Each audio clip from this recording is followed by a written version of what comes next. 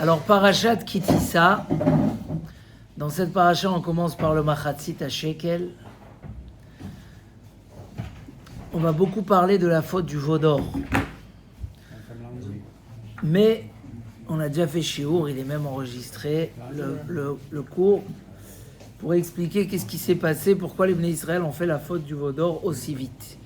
On va peut-être parler un petit peu du début de la paracha. On sait que les Bnei Israël, ils ont dû amener 3 troumot. Ils ont dû donner 3 fois. Une fois, c'était la paracha Teruma, où chacun il a amené selon sa générosité, de l'or, de l'argent, du cuivre, des pots. Et à la fin, les Nessim, les présidents, ont amené des pierres précieuses, des diamants. Chacun il a amené selon ses moyens. On a une deuxième qui est Bekar la Goulgolette, une pièce par personne. Et au début de cette paracha, Kitissa, quand tu veux compter les Bnei Israël, quand tu veux lever les Bnei Israël, qu'est-ce que tu fais? Qu'est-ce que tu donneras? Machatzit à shekel. C'est quoi Machatzit à shekel? Une demi-pièce. Et là, c'est marqué un passouk intéressant. Et Ashir lo yarbe, vehadal lo yamait. Le riche ne donnera pas plus et le pauvre ne donnera pas moins. Alors, on connaît très bien c'est quoi le Machatzit à Shekel. On le donne tous les ans et bientôt, voilà, dans une semaine, c'est Rosh Chodesh. Dans une semaine, c'est Rosh Chodesh Adar. Adar Bet, cette fois-ci. Et on va donner le Machatzit à Shekel. Mais dans le désert, les Bnei Israël, il y a un minyan en face, si tu veux. Les Bnei Israël devaient donner le Machatzit à Shekel, c'était la première fois. On sait très bien que ça lève l'honneur du peuple d'Israël, le Machatzit à Shekel. Ils ont demandé à Shlomo ben David, Bameh tarum keren Israël, comment on peut lever le kavod du peuple d'Israël dans le monde? Alors il leur a dit, Kitissa. Quand les Bnei Israël, Kitissa et Drosh Bnei Israël, ce soir, l'entrée de Shabbat. On va envoyer les horaires. Ouais. Bekitissa, quand les Bnei Israël ils donnent la tzedaka, le machatzit à shekel, alors ça lève Keren Israël, ça lève la corne du klal Israël. La question qui se pose, que le pauvre n'amène pas moins, je peux comprendre. Il y a un minimum. Mais Ashir lo yarbe, le riche n'amène pas plus. Pourquoi? On voit bien que dans la Trouma, il y a qui ont amené plus. C'est marqué que Moshe Rabbeinu, il a dit, Al Yosef, il a stoppé. Les Bnei Israël, ils ont amené plus. Ils voulaient donner pour le Mishkan. C'est marqué dans le Midrash, Israël, Nidbaïn, Venotnim. Les Bnei Israël, on leur demande. Et Meir, je t'appelle. Zéro. T'as assez si vous, zéro. Merci, Shabbat Shalom. Et Ashir lo yarbe, les Bnei Israël, ils ont amené plus. Israël, nitbaïn venotnim. Un Ben Israël, quand on lui demande, il donne. Bien sûr, il faut lui expliquer pourquoi et comment. Un Ben Israël, il n'aime pas Stam se faire avoir. Donc quand on explique bien aux gens, quand les gens ils comprennent, alors au contraire, voilà, on a vu Baruch Hashem cette semaine, on a été visité plus que d'habitude, et j'ai dû bien faire passer, dire, bon, il y a encore quelqu'un qui a besoin pour marier son frère, et j'ai vu que quand même les gens se sont manifestés, alors que c'est pas, Baruch Hashem, c'est une grande mahala. Mais quand quelqu'un il veut donner plus et tu lui dis non, une demi-pièce c'est pas plus, c'est frustrant, lama, machatzit à shekel. Alors là on arrive avant Pourim. Il y a 2 méthodes dans le Machatzit à Shekel. Il y a ceux qui donnent les 3,50 centimes. Et il y a ceux qui donnent la valeur du Shekel, la valeur d'argent. Donc ça sort, cette année on a mis à 7 euros la valeur du cours. Alors déjà on a réussi à apaiser les gens en leur donnant un prix un peu plus cher qu'1,50 €. Ça va. Mais pourquoi ne pas donner plus? C'est quoi la raison de Hachir le Yarbe? À Bota, il y a ici un très très beau yesod. Rav Chaim Shmolowitz, dans son livre Sichot Moussar, il en parle. Et il dit de là à comprendre qu'il y a chez la personne deux choses qui l'accompagnent dans sa vie, deux choses qui l'aident à monter dans sa route, à grimper dans son échelle. Il y a tout ce qui est individuel, son travail personnel, et il y a le travail du klal, le fait qu'on ait une communauté, qu'on ait un public, qu'on ait un tzibour. On est un tzibour. Ce matin, ça nous fait réfléchir, on dit, mais où ils sont nos fidèles? Pourquoi il y a moins que d'habitude? Même maintenant, on se dit, parce que l'école d'à côté, elle a donné des vacances. Donc on commence à réaliser, on dit, alors, c'est qui notre public? À qui on appartient? La communauté, elle a une valeur extraordinaire. Il y a même une Mishnah dans Pirkei Avot. Al tifrosh minat tzibour. Jamais ne te retire pas du public, du klal, de la communauté. Et il est même marqué des sanctions, des punitions très graves à celui qui est poresh minat tzibour, à celui qui s'écarte du tzibour. Et on va expliquer pourquoi, mais déjà on va expliquer qu'est-ce que nous dit Rav Chaim Shmolowitz. Il y a deux choses qui font la personne. Il y a sa vie individuelle, sa famille, qui est sa femme, qui sont ses enfants, où il habite. C'est quoi ses projets dans la vie? Est-ce qu'il a des enfants plus forts en maths ou forts en dessin? Chacun est ce qu'il est particulier. Au niveau spirituel, c'est aussi comme ça. Chacun, il a sa avodat Hashem. On a fait un cours entier sur les potentiels. Kabed et Hashem mehonecha. On a amené 3 explications. C'est quoi honneur Hashem de honcha? C'est quoi honcha? Alors, honcha, première explication, de ton argent, en fonction de tes moyens.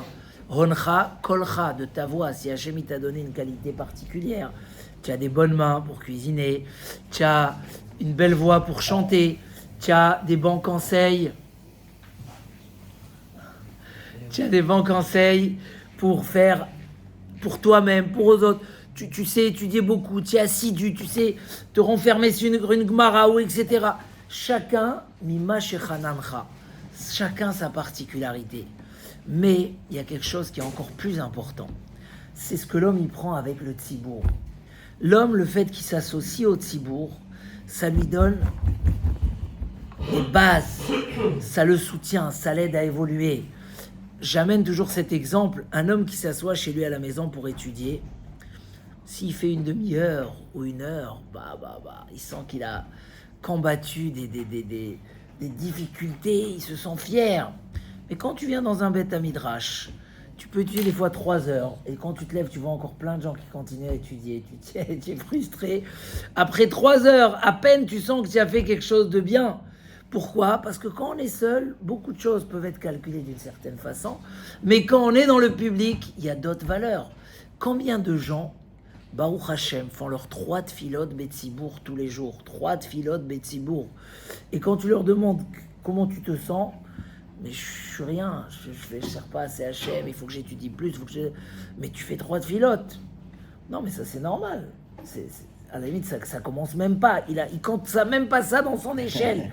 Pourtant, il sait que c'est très important, il sait la valeur, il sait les efforts qu'il donne, etc. Mais puisqu'il le fait et que tout le monde le fait autour de lui, alors c'est énorme. Je vois ici en France, dans certaines communautés, le vendredi soir, la synagogue elle est un peu vide par rapport au Shabbat matin. Comme toutes les synagogues. C'est problématique. J'étais à Ra'anana la semaine dernière, communauté bien française que j'ai beaucoup appréciée. La synagogue était pleine le vendredi soir, pas moins que le Shabbat matin. Il y a aussi une autre communauté qui m'ont dit qu'ils font 3 minyanim le vendredi soir tellement c'est plein. Alors pourquoi? Parce qu'un homme il n'est pas rentré dans le klal. Alors ça devient, chaque semaine c'est plus difficile pour lui. Tu vas 3 à 4 fois, tu rentres, tu vois que c'est normal. C'est beau. Après ça c'est des exemples extérieurs. Ça va beaucoup plus profondément que ça. Un homme qui vit sa vie seul, il est loin du bon chemin. Essayez de grimper la montagne en vélo. Si vous êtes seul, combien de mètres ou de kilomètres tu vas faire? Très très vite tu vas désespérer. Mais si tu es avec un groupe, si tu accompagnes le Tour de France, tu verras que tu vas aller beaucoup plus loin que si tu étais seul. Mais naturellement, ça veut dire même le premier réflexe de dire quand je m'arrête, il viendra très très loin. Une fois que tu as monté un minimum. Alors que quand tu es seul, à peine tu commences la pente, tu dis waouh, c'est pas pour moi, mais là, tu t'arrêtes tout de suite. Le klal, c'est une énergie, c'est une force. Prenez un verre d'eau, prenez de l'électricité. Chazvé Shalom, une prise, ça peut être très dangereux, c'est un coup d'électrochoc. Prends un verre d'eau, il n'y a rien dans un verre d'eau. Mais quand il y a un jet d'eau qui arrive, quand c'est une inondation, ou comment tu vas appeler ça, oulala, puisqu'il y a une force comme ça qui est... on n'arrive même pas à tenir. La force du klal, c'est une force énorme.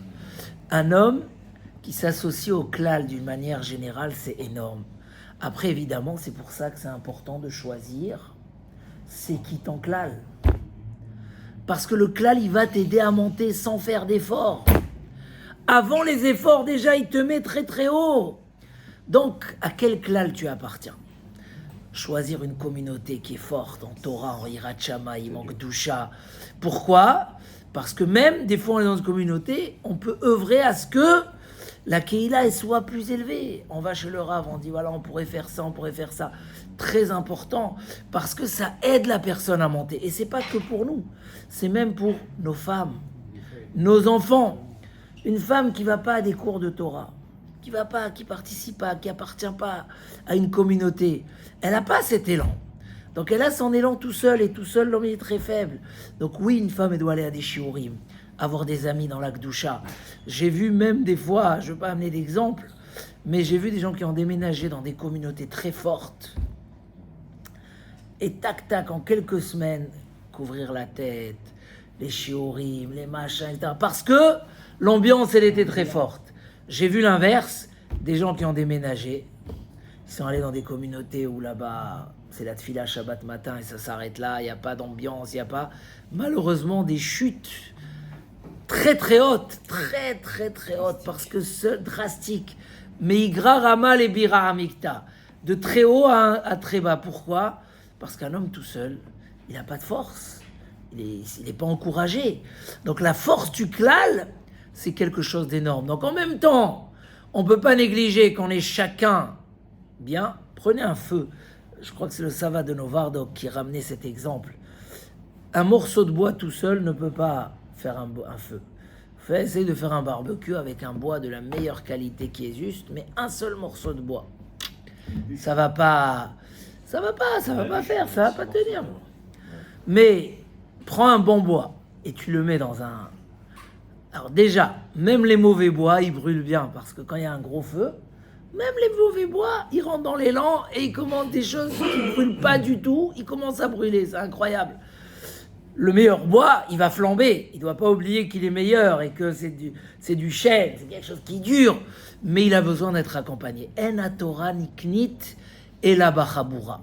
La Torah, elle s'achète que dans le groupe. Nos enfants, un enfant, il faut faire à tout prix qu'il aille au Beth Knesset, qu'il fasse partie, peu importe comment. Faut faire des minyanes de jeunes, faut leur trouver des solutions, faut les récompenser. Faut pas dire c'est un détail qu'ils viennent au Beth Knesset. C'est pas un détail qu'il ait des amis dans la Kedusha. C'est très important. C'est un très très gros élément. Donc des fois on néglige ce côté du klal et le côté ma'alat klal. La qualité du klal, elle est énorme. Un homme, il peut aller très très haut, il peut descendre très très bas. Cette légèreté qu'il y a en France souvent, de changer de communauté comme si de rien n'était. Oui, mais là-bas tu étudiais. Là-bas tu avais un rave. Là-bas, non, les gens ils regardent pas, ils cherchent où ils doivent habiter, etc. Ils vont pas sélectionner. Des fois, il faut marcher beaucoup plus. Dans le Olam HaTorah, on est très acharné sur ça. Un homme, il va dans une communauté, il voit qu'elle correspond pas. Les gens, ils parlent dans la tfila, il n'y a pas de... C'est même pas le lien de parler, c'est est-ce qu'il y a une valeur de la Kedusha, des tfilotes, etc. Ah, les gens, ils prient pas toute la semaine. Il n'y a pas de minyan la semaine, alors ça veut dire quoi? C'est que Shabbat matin. Tunisie, il a dit à ma mère, je veux que tu trouves un appartement près d'une synagogue et près d'un boucher caché. Près d'un synagogue, près d'un boucher caché. Voilà. Elle a mis à Saint-Paul. À Saint-Paul. Il habitait à Saint-Paul. C'est un très bel exemple. C'est tout simplement, c'est pas Shayach autrement qu'un homme s'entoure, il fait partie du klal. Il fait partie du klal. On a déjà parlé un peu aussi de cette notion de Makom Torah. Pas rien que ça, des fois on va en Eretz Israël, il faut aller visiter le Olam HaTorah. Il faut aller prendre des brachot, des rabbanim. Quand tu vas en Eretz, c'est pas que Natania, Tel Aviv, ou je sais pas.